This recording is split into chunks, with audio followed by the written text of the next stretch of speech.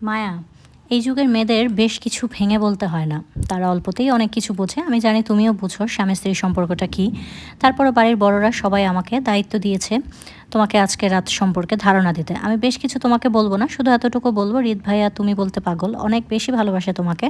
হ্যাঁ, এখন একটু রেগে আছে তোমার উপর, কিন্তু তুমি ভাইকে ভালোবাসতে চাইলে হয়তো তোমাকে ভাই ফিরাতে পারবে না শত রাগ করলেও। দেখো মায়া, তোমাদের মধ্যে মনোমালিন্যটা আমরা সবাই জানি, আর এজন্য ভাই আজকে রাতে সুইজারল্যান্ড ফিরে যাওয়ার সিদ্ধান্ত নিয়েছে। শেষ রাতের দিকে হয়তো ভাইয়ের ফ্লাইট আর পড়েছে। ভাই যেভাবেই হোক তাই যেভাবেই হোক, যেমন করে হোক, ভাইকে তুমি আটকাও, নিজেদের মধ্যে রাগ অভিমান মাটি করে ফেলো। আমরা যেন সকালে উঠে তোমাদের মধ্যে সব কিছু ঠিকঠাক দেখি, এতটা আবদার সবার। নয়তো ভাই একবার বাইরে চলে গেলে আবার কবে আসবে তা কেউ জানে না। এতে করে কিন্তু তোমাদের সম্পর্কটা আরও নষ্ট হবে। ভাই ছেলে মানুষ, তুমি মেয়ে মানুষ, তার উপর তুমি ভাইয়ের ভালোবাসার বউ। তাই কিভাবে কি করতে হবে আশা করছি তোমাকে বলতে হবে না। যেভাবে হৃদ ভাইকে আঁচলে বাঁধা সহজ, সেভাবেই বাঁধো, তারপরও বাঁধো, ভাইকে যেতে দিও না। আমি কি বলতে চাচ্ছি তুমি বুঝতে পারছো তো মায়া? মায়া নত মস্তিষ্কে আস্তে করে জবাব দিল, তুমি পারবে তো হৃদ ভাইকে আটকাতে? Very good. আমরা আশায় রইলাম যাতে তোমাদের মধ্যে সব কিছু ঠিক হয়ে যায়। আচ্ছা, রুমটা পছন্দ হয়েছে তো তোমার? আয়ন ভাইয়া সাজিয়েছে তোমাদের জন্য। অবশ্য হৃদ ভাই এখনও জানে না তার রুমের এই অবস্থা করা হয়েছে, সেটা জানলে হয়তো রাগারাগি করবে, কিন্তু তাতে কি, আমাদের আয়ন ভাইয়া আছে না, সে সামলে নিবে হৃদ ভাইকে। আচ্ছা, তুমি ঠিক হয়ে বসো, হৃদ ভাই হয়তো চলে আসবে কিছুক্ষণের মধ্যে। মায়া ধীরে মাথা নাড়ালো। মারিহা লাজুক হেসে মায়ের মাথায় ফের ঘুমটা টেনে বিছানার মধ্যখানে পরিপাটি করে বসালো। যেতে যেতে রুমের লাইট নিভিয়ে দিতেই মায়ের শক্ত করে লেহেঙ্গা চেপে ধরলো তীব্র অস্বস্তিতে। মারিহা বাহির থেকে দরজা চাপিয়ে লক করে দিয়ে নিচে চলে গেল সবাইকে নিয়ে। দেখা গেল দরজার সামনে দাঁড়িয়ে হৃদকে ডিস্টার্ব করলে বাসায় ছোটোখাটো একটা তাণ্ডব হয়ে যাবে। এমনিতেই বিয়েতে কিছু বলেনি বলে যে এখনও বলবে না এমনটা না, বরং দেখা যাবে সারাদিনের রাগটারি এখনই তাদের উপরই দিয়ে গড়ালো। তাই ভালোই ভালোই সবাই কেটে পড়ে নিচে চলে গেল। হৃদ আসলো আরও 1 ঘন্টা পর। মায়ার খোঁজ না নিয়ে ধূপধাপ পা ফেলে সোজা নিজের রুমে গেল। মায়া কোথায় আছে সেটাও একবার চোখ আউড়িয়ে দেখতে চাইল না। হৃদ রুমের লক খুলে ভেতরে প্রবেশ করতেই নাকে তীব্র ফুলের গন্ধ পেল। কপাল কুঁচকে সন্দেহ বসে রুমের লাইট জ্বালাতে হৃদ থমকে গেল। মায়াকে ফুলে ফুলে সাদা বিছানায় বউ হয়ে লম্বা ঘোমটা টেনে বসে থাকতে দেখে হৃদের বুকে চিনচিন অসহ্য ব্যথাটা আবারও শুরু হলো।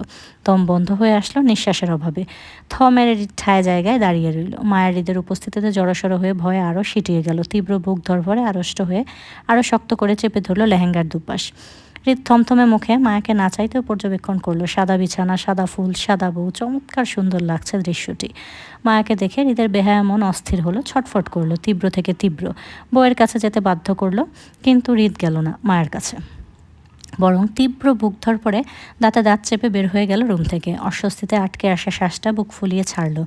এজন্য হৃদ মায়াকে দেখতে চায়নি সারাদিন ধরে। সে জানে তার বেহায়া মন তার কথা শুনবে না, অবাধ্য হয়ে বউয়ের কাছে চলে যাবে।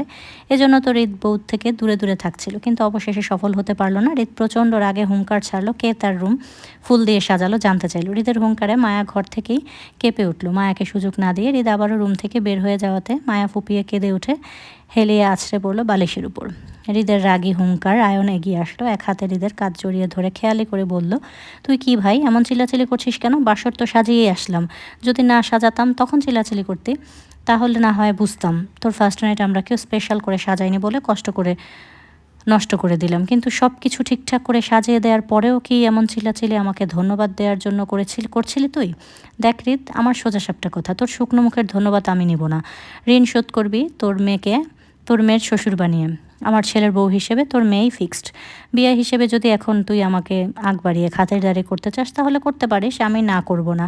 তবে খাবারগুলো কিন্তু দেশি আনবি কেমন? আসলে বিদেশি খাবার আমার রুচি নষ্ট হয়ে গেছে। আয়নের খেয়ালিপনা হৃদ কটমট করে অগ্নিদৃষ্টিতে তাকালো। লম্বায় দুজন বেশ কাছাকাছি, তবে হৃদ মনে হয় হালকা একটু উঁচু আয়ন থেকে। দূর থেকে বোঝা যায় দায়, কাছ থেকে চোখে পড়ে। হৃদ কাঁধ থেকে আয়নের হাতটা সরিয়ে দিয়ে তীর্থের মেজাজে বলল, সবসময় ঘেঁষাঘেঁষি করিস কেন? সর। তোরে বলছি আমার এত উপকার করতে? বাসর করব আমি এটা বলছি তোকে? তাহলে এসব নাটক কেন সাজালি আমার রুমে? হৃদের কথায় হাজারি করে আয়ন বলল, বাসর করবি না মানে? হৃদ ভাই আমার, তোর সব সিস্টেম ঠিকঠাক চলে তো? হ্যাঁ, দেখি দেখাতো তোর কোথায় কোথায় গন্ডগোল আছে। সর্বনাশ, আমার ছেলের ভবিষ্যৎ অন্ধকার। যদি বউ না পায় তাহলে সারা জীবন কুমার হয়ে থাকতে হবে তোর জন্য। ভাই দ্রুত দেখা কোথায় তোর সমস্যা, আমি ভালো ডাক্তার সাজেস্ট করে দিব। কথাটা বলতে বলতে আয়ন এগিয়ে যায় হৃদের প্যান্টে হাত দিতে দিতে। আয়নের মতিগতি বুঝে ছিটকে দূরে সরল হৃদ। গা শিউরে উঠে আয়নের কাণ্ডে তার নাক মুখ ছিটকে তিক্ততা প্রকাশ করে অগ্নিদৃষ্টিতে আয়নের দিকে তাকালো হৃদ। আজকাল সবাই হৃদের সাথে সহজে মজা করতে পারছে শুধুমাত্র তার বউটার জন্য। সব দোষ তার বউয়ের। হৃদকে বিগড়ে দিয়েছে বলে আয়ন তার সাথে মজা নিতে পারছে। হৃদ আয়নের সাথে আর কথা বাড়ালো না। আয়নকে রাগান্বিত চোখে দেখিয়ে পাশ কেটে নিয়ে নিচে চলে গেল এবং যেতে যেতে হাঁক ছেড়ে ডাকলো আসিফকে। আসিফ দৌড়ে হৃদের কাছে আসতে হৃদ চাপা স্বরে বলল, হোটেলে ফোন করে বলে দে আমি আসছি। Do it fast. জি ভাই।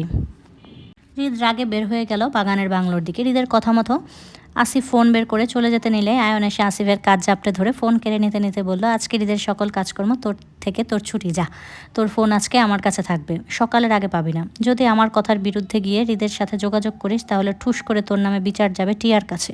বলবো তোর হৃদের সাথে নাজায়েজ অ্যাফেয়ার আছে। এজন্য সারাদিন ভাই ভাই করে হৃদের পিছন পিছন ঘুরিস। আয়নের কথায় মুহূর্তে আসিফ নাক মুখ ছিটকে দূরে গিয়ে বলে, ছি আস্তাক ফিরুল্লাহ, কী কন এগুলা ভাই? হৃদ ভাই আমার বস, আমি তার চাকরি করি। হৃদ ভাইয়ের পিছন পিছন থাকাটাই তো আমার ডিউটি। আয়ন প্রসন্ন হেসে আবারও এগিয়ে আসলো। আসিফের কাঁধে চাপড় মেরে বলল, ঠিক আছে, তোর ডিউটি কাল পালন করিস। আজ আমার কথা শোন, আজকে তোর ভাই ভাবির একা ছেড়ে দে।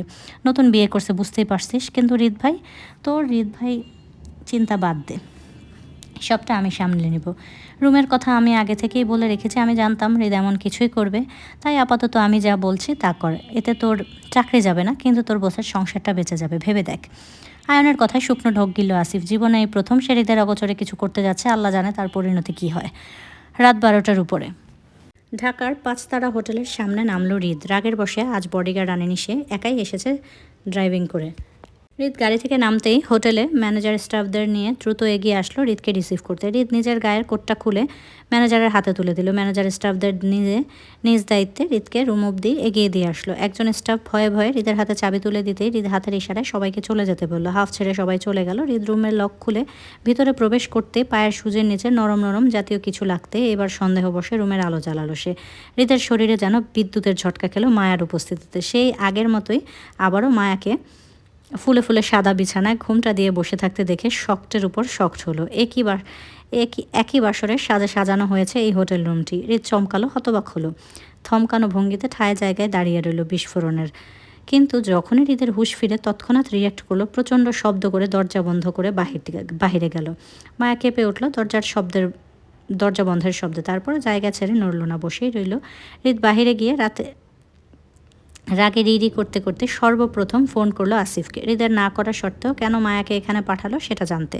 আসিফের ফোনের কল যেতেই ফোনটা রিসিভ হলো, যেন এতক্ষণ যাবৎ হৃদের কলের আশায় বসেছিল ফোনের ওপাশের ব্যক্তিটি। হৃদ রাগে গর্জে উঠে কিছু বলতে যাবে, তার আগেই আয়ন গমগমে স্বরে হৃদকে থামিয়ে দিয়ে এক নিঃশ্বাসে বলল, দেখ হৃদ, আসিফের উপর রেখে কোনো লাভ নেই। যা করেছি আমি করেছি, আমার ছেলের ভবিষ্যৎ বলে কথা, তাই রিস্ক নেইনি।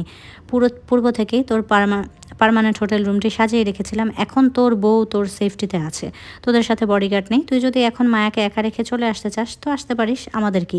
কিন্তু মনে রাখবি, তোর বউ কিন্তু তুই ছাড়া বাহিরে কোথাও সেফ না। তুই মায়াকে রেখে কোথাও গেলে তোর বউয়ের উপর শত্রুপক্ষ থেকে অ্যাটাক হতে পারে, সেটা কিন্তু তুই জানিস। এবার তোর যেটা ভালো লাগে সেটা কর, তবে এবার আর আমাদের ফোন দিয়ে জ্বালাস না। তুই তোর বউ পেয়েছিস, এবার আমাকে আমার বউয়ের কাছে যেতে দে। তুই মেয়ে আন, আমি ছেলে আনার ব্যবস্থা করছি। কথা কিন্তু নড়চড় করবি না, তোর মেয়ের শ্বশুর কিন্তু আমিই হব, মনে রাখিস ভাই।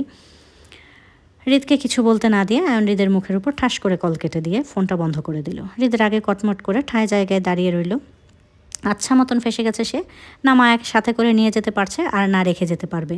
বউকে একা রেখে যাওয়াটা তো প্রশ্নই ওঠে না। তাহলে দেখা যাবে যে কোনো সময় কেউ এসে তার বউয়ের উপর অ্যাটাক করতে পারবে না। না রিস্ক নেওয়া যাবে না। এমনি শত্রুরা উৎপেতে বসে আছে সুযোগের সন্ধানে। সামান্য একটা সুযোগ, তাতেই সব কিছু শেষ। না, হৃদের রাগ আলাদা, তাই বলে রাগের বসে বউকে নিয়ে বিন্দু পরিমাণ রিস্ক নেবে না সে। রাগে কটমট করে হৃদ পুনরায় রুমের ভিতরে গেল। ঠাস শব্দ করে দরজা আটকিয়ে লক করে কাবার্ডের কাছে গেল তার কাপড়ের জন্য। হৃদের পার্মানেন্ট রুম এটি। হৃদ ছাড়া কেউ এই রুমে থাকে না, তাই এই রুমের প্রতিটি জিনিসপত্রই হৃদের পছন্দে গোছানো। এমনকি কাবার্ডের জামা কাপড়গুলো তার জন্য রাখা। হৃদ কাবার্ডের দরজা খুলে বিস্মিত হলো শুধু সাদা পাঞ্জাবি আর পায়জামা দেখে। কবার্ড ভর্তি শুধু পাঞ্জাবি পাজামা ছাড়া অন্য কিছু পেল না। হৃদের রাগ বাড়বে বয় কমছে না। আজকের সব কিছুই হৃদের সাথে উল্টাপাল্টা হচ্ছে। হৃদ বিরক্তি দীর্ঘ নিঃশ্বাস ফেলে কাজবিহীন সাদা পাঞ্জাবি পায়জামা হাতে তুলে নিল। সে জানে আয়ন এসব কিছু ওলটপালট করেছে। এখন রাগ দেখিয়ে কোনো লাভ নেই, কারণ এখন ফোন দিয়েও কাউকে পাওয়া যাবে না। তাই আশা ছেড়ে দিয়ে কাপড় নিয়ে সোজা ওয়াশরুমে গেল। মায়ের দিকে তাকালো না পর্যন্ত। হৃদ বেশ কিছু সময় নিয়ে শাওয়ার সেরে রুমে প্রবেশ করলো। মায়াকে আর চোখে বিছানায় ঠায় জায়গায় বসে থাকতে দেখে ড্রেসিং টেবিলের সামনে দাঁড়ালো। শক্তপোক্ত দেখে নেতাদের মতো সাদা পাঞ্জাবি পাজামা আটিশেটে লেগে আছে। হৃদ সাদা টাওয়েল ভেজা মাথা মুছতে মুছতে চুরি করে আবারও আয়নার ভেতর দিয়ে বিছানায় তাকালো, কিন্তু বিছানায় মায়াকে কোথাও দেখতে না পেয়ে হৃদ খানিকটা কপাল কুচকাতে নিজের পায়ে শীতল হাতের স্পর্শ পেল। সে হৃদ চমকে উঠে দ্রুত নিজের পায়ের দিকে তাকাতেই চোখ পড়ল মায়ার দিকে। মায়া হৃদের পায়ে হাত দিয়ে সালাম করছে। হৃদ শান্ত থাকলো, কোনো কথা না বলে আস্তে করে সরে যেতে চাইল।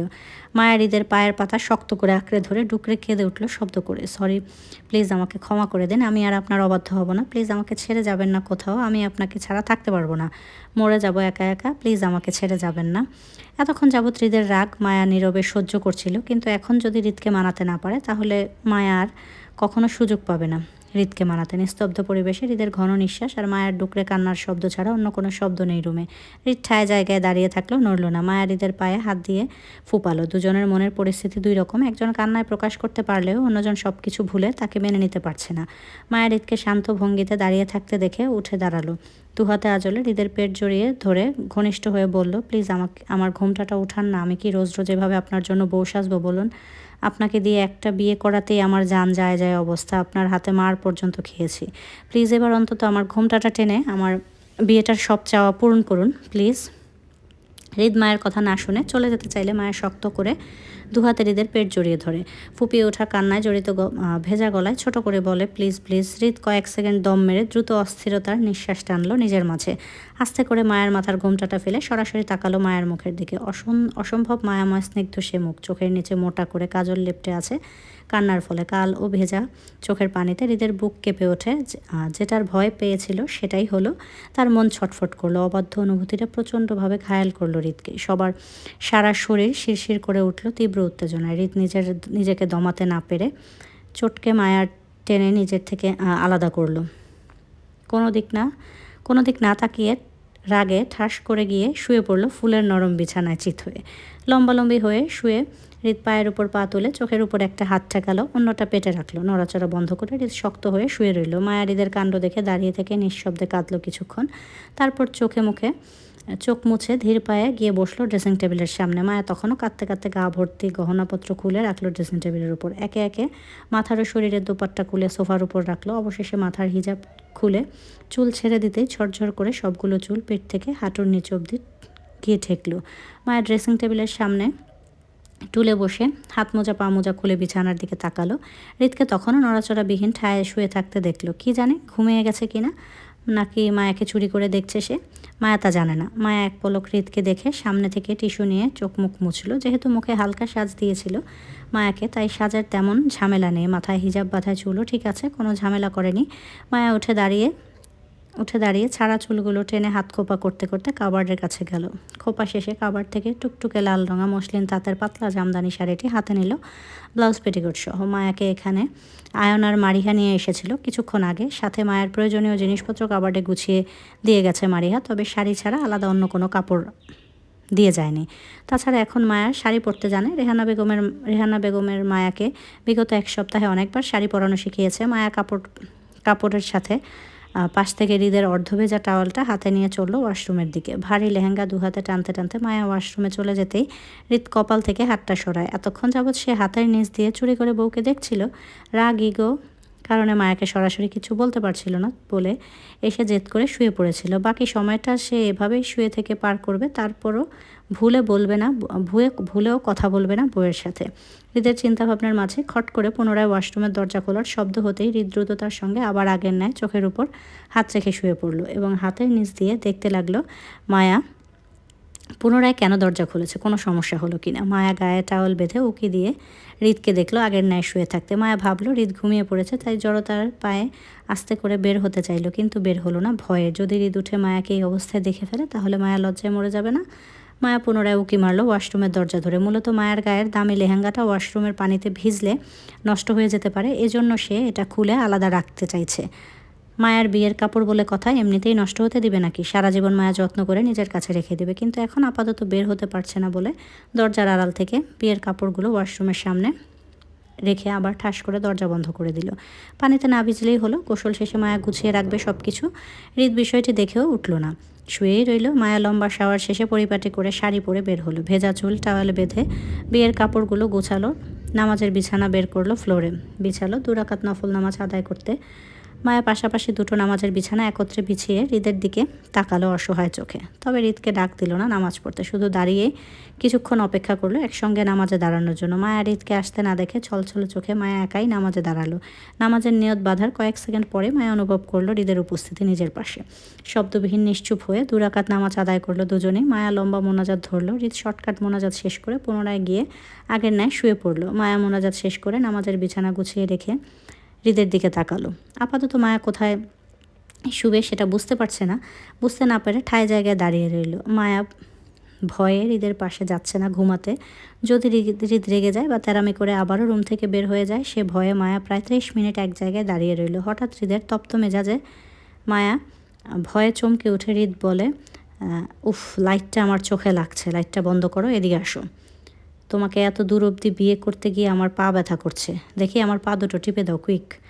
হৃদের কথা মতো মায়া রুমের লাইট অফ করে লাল ডিম লাইট দিল। আস্তে ধীরে হৃদের পায়ের কাছে বসতেই হৃদ 2 পা মায়ার কোলের উপর তুলে দিল নড়ে চড়ে। মায়া তরতর করে কেঁপে উঠে কম্পন হাতে আস্তে আস্তে হৃদের পা টিপতে লাগলো। একটার পর একটা পা বদল করে জড়তার হাতে টিপতে লাগলো মায়া বাধ্য মেয়ের মতন। কিন্তু হঠাৎ করে হৃদ এক অপ্রত্যাশিত কাণ্ড করে বসলো। মায়ের কোল থেকে পা সরিয়ে মায়ের শাড়ির আঁচল ভেদ করে ভিতরে গুলিয়ে দিল। মায়ের পেটের উপর হৃদের শক্তপোক্ত পায়ের শীতল ছোঁয়া পেতে মায়ের সমস্ত কায়া নাড়িয়ে কেঁপে উঠে তৎক্ষণাৎ খামচে ধরল হৃদের পা। এতে করে হৃদ মায়াকে ধমক স্বরে শাসিয়ে বলে, এই মেয়ে, আমার পায়ে ব্যথা দিচ্ছ কেন? তোমাকে বলছি আমার পায়ে খামচে দিতে, নেগেটিভ ফিল দিতে, চুপচাপ বসে আমার পা টিপো। মায়া কাঁপা কাঁপা স্বরে বলতে চাইলো, আপনার পা। মায়াকে বলতে না দিয়ে হৃদ বলল, আমার পা কি? আমার পা আমার কথা শোনে না, তোমার মতোই, তাই চুপচাপ পা টিপো। মায়া আর কথা বাড়ালো না, প্রচণ্ড অস্বস্তিতে তরতর করে কেঁপে কেঁপে হৃদের পায়ের উপর হাত রাখলো। কিন্তু হৃদের জন্য বারবার থেমে যাচ্ছে হাত, কারণ হৃদ অনবরত মায়ের পেটে নিজের পা দিয়ে নাড়াচাড়া করছে। এতে করে মায়া ভুলবশত শক্ত করে হৃদের পা খামচে ধরে কেঁপে ওঠে। মায়া কিছু বলবে তার আগেই হৃদ মায়ের হাত টেনে ছিটকে শাড়ির আঁচল মায়ের গায়ের থেকে ঢিল মেরে ফেলে দিয়ে মায়াকে নিজের বুকে 2 হাতে ঝাপটে জড়িয়ে ধরে ঠাস করে পুনরায় কাত হয়ে শুতে শুতে বলে, উফ, তুমি শাড়ি ভিজিয়েছো কেন? জানো না আমার ভেজা জিনিস খুঁতখুতে করে? খোলো তোমার শাড়ি। হৃদ কথাগুলো বলতে বলতে মায়ের শাড়ির কুচি ধরে সম্পূর্ণ শাড়িটা এক হাতে টেনে খুলে ফেলল ফ্লোরে। মায়া অস্বস্তিতে তীব্র বুক ধরফরে তরতর করে কেঁপে ওঠে, হৃদের সাথে মিশে রইল। কিছু বলল না, ভয়ে সারা শরীর তিরতির করে কাঁপছে। হৃদ মায়ের কম্পিত ছোট দেহটা নিজের প্রশস্ত বক্ষে পিষ্ট করে চেপে রাখলো শক্ত করে। হৃদের হাতের বাঁধন এতটাই দৃঢ় শক্ত হলো যে মায়ের মুখ চেপে গেল হৃদের গলদেশে। নিস্তব্ধ গভীর রাত, কারো মুখে টু শব্দ পর্যন্ত নেই। হৃদ মায়া দুজনেই নিস্তব্ধের মতো শব্দবিহীন একে অপরের সঙ্গে মিশে পড়ে রইল অনেকটা সময়। কতটা সময় চুপ থাকলো কারোই জানা নেই, তবে ঘড়ির কাঁটের সাথে পাল্লা দিয়ে দুজনের নিঃশ্বাসের ঘনত্ব বাড়লো। একটা সময় সেই সাথে বাড়লো হৃদের বেগতিক হাতের ছোঁয়া। মায়া ভয়ে আটকে উঠে হৃদের পাঞ্জাবির কলার আঁকড়ে ধরলো শক্ত করে। হৃদ এক হাতে মায়াকে বুকে আঁকড়ে ধরলে অপর হাতে মায়ার কোমরে স্পর্শ করলো। ভয়ে মায়া তখনও মুখ খুলল না, কাঁপতে কাঁপতে চোখ খিজে বন্ধ করে পড়ে রইল মায়া।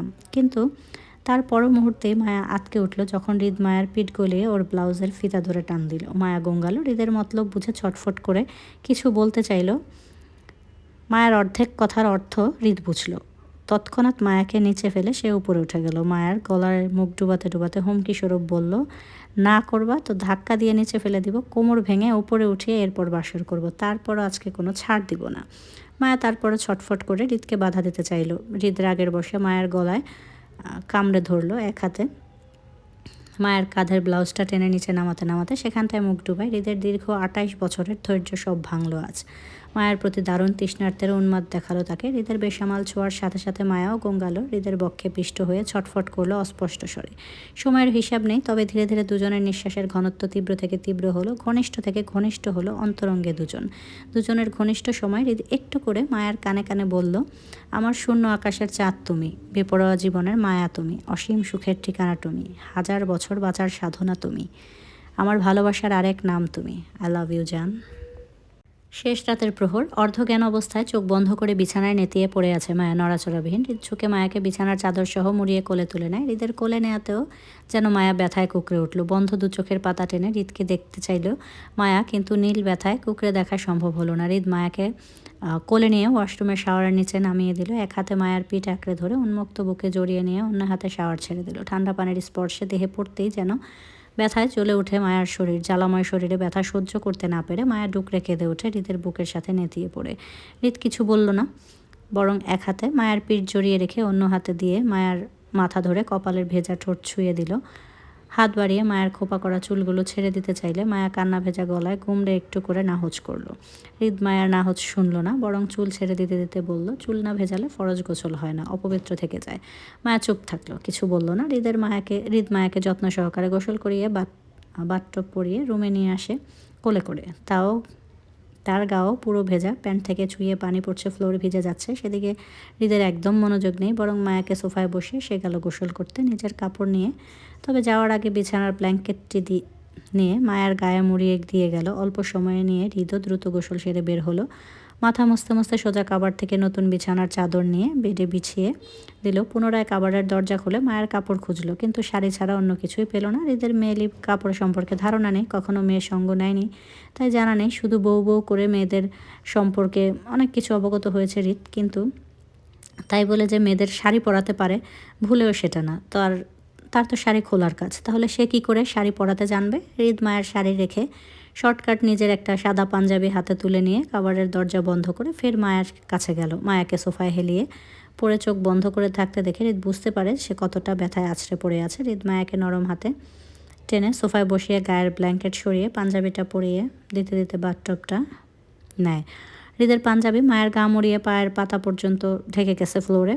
হৃদ পুনরায় মায়াকে কোলে তুলে বিছানায় বসিয়ে দিয়ে মাথার টাওয়েল খুলে নিয়ে ভেজা মাথা মুছে দিতে দিতে মায়া নীরব ভূমিকা পালন করে। হৃদ রয়ে শুয়ে সময় নিয়ে মায়ের চুল মুছিয়ে দেয়। খাটের পাশে ছোট টেবিলের ড্রয়ার থেকে খোঁজ করে ফার্স্ট এড বক্স থেকে পেইন কিলার নিয়ে মায়াকে খাওয়ালো। সুন্দর করে মায়াকে বিছানায় শুয়ে গায়ে ব্ল্যাঙ্কেট জড়িয়ে দিয়ে রুমের লাইট নিভিয়ে সেও এসে মায়ের পাশে শুয়ে পড়ল। মায়ের ব্ল্যাঙ্কেটের নিচে ঢুকে আলতো হাতে মায়াকে টেনে নিজের বুকে নিয়ে ফের মায়ের কপালে চুমু খেলো, আস্তে করে বলল। হৃদ মায়াকে বুকে জড়িয়ে নিয়ে মায়ার মাথায় আদুরে হাত বুলিয়ে দিতে লাগলো। আরাম পেয়ে মায়াও বিড়াল ছানার মতো হৃদের বুকে লেপ্টে পড়ে রইল। একটা সময় দুজনেই ঘুমিয়ে পড়ল। কি মনোযোগ সহকারে শুনতেছো, হয়েছে? আর কিছু শোনা লাগবো না, আজকের জন্য এতটুকুই থাক। বাইরে যেই পরিমাণ বৃষ্টি আর যেই পরিমাণ বিদ্যুৎ চমকাইতেছে, শব্দে একদম অবস্থা খারাপ। যাই হোক, তো আজকের জন্য এতটুকুই থাক। আজকে গল্পই দিতাম না, তোমরা অনেকেই অপেক্ষায় আছো আমি জানি, সেই জন্য হচ্ছে এই পর্বটা শুধু দিলাম। কালকে বড় করে দিব ইনশাল্লাহ, যদি সব কিছু ঠিকঠাক থাকে। তো আজকের জন্য এতটুকুই থাক। কেমন লাগলো এই পর্বটা সেটা কিন্তু কমেন্ট করে অবশ্যই জানাবা, তোমাদের মন্তব্যটা জানাবা গল্পটা নিয়ে, ঠিক আছে? তো আজকের জন্য এতটুকুই থাক। সবাই ভালো থেকো, সুস্থ থেকো, আল্লাহ হাফেজ।